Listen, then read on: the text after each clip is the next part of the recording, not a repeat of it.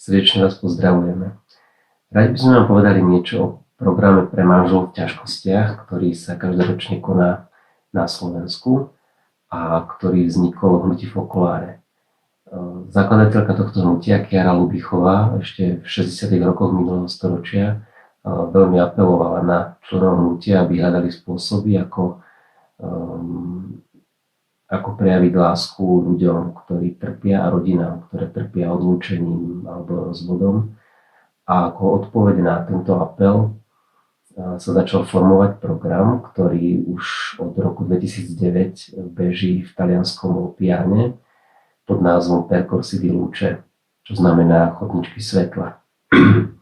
A organizátori tohto programu, ich cieľom je hľadať spôsoby, aby tie páry v kríze, ktoré sa teda ocitnú v kríze, aby boli prijaté, pochopené a milované. Niektoré páry z nášho tímu mali možnosť absolvovať tento program aj v tomto talianskom Loppiane a veľmi nás to chytilo za srdce a vznikla taká túžba tento program priniesť aj na Slovensko. To sa nám aj podarilo a od roku 2016 beží tento program aj na Slovensku pre slovenské a taktiež aj pre české páry.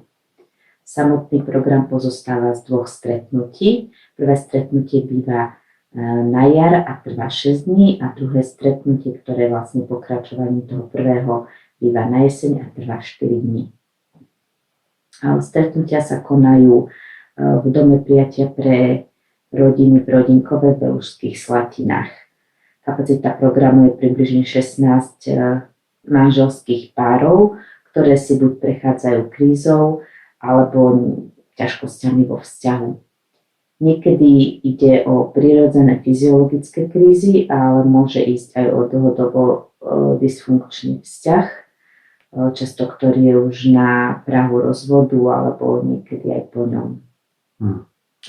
No a takto obolených párov sa v Rodinkove ujíma tím, ktorý tvoria manželia, ktorí v prvom rade vedia, čo je to kríza, pretože si ňou sami prešli.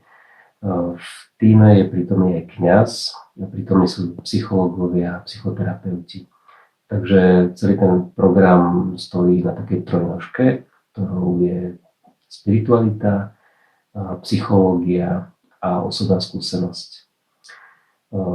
Program pozostáva z priestoru na zdieľanie v skupine, keď sa tam pracuje v skupine, ale je tam aj čas na dialog v páre, na rôzne projektívne cvičenia, aktivity, ale je tu aj čas na pobyt v prírode a na kultúru.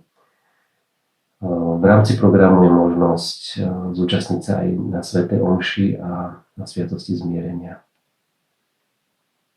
Základným liečivým prvkom pre tieto páry je to, že v tomto programe nachádzajú ľudí z tímu, ktorí ich prijímajú takých, akí sú a majú ich radi. Vytvára sa tu tak spoločenstvo ľudí, v centre ktorého je Ježišova prítomnosť a vlastne Ježiš je tým hlavným lekárom v tomto celom procese uzdravovania.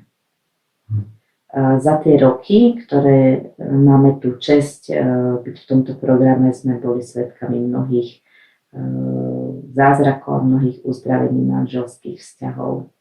A doteraz každý rok boli prítomné na programe aj manželské páry z Českej republiky, čo býva vždy takým veľkým obohatením, pretože taká aj kulturálna inakosť a rôzne pohľady na veci vždy prinášajú také obohatenie a pestrosť. Takže ste srdečne vítaní. Ďakujeme.